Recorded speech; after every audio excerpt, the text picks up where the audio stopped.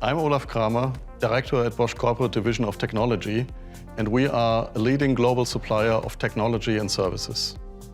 We embarked on a journey to enhance our capabilities, to become more agile and collaborative cross-functionally, and do all of this across our diverse businesses.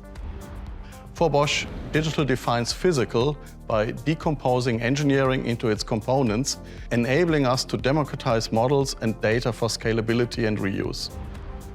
Digital also manages physical, providing for modular and standardized IT tool chains for traditional and new Bosch businesses. Digital connects physical for the evolution and revolution of smart and connected digital products based on data trading with customers and partners. Digital has enabled us to industrialize the internal networks of Bosch people with a digital thread for innovation.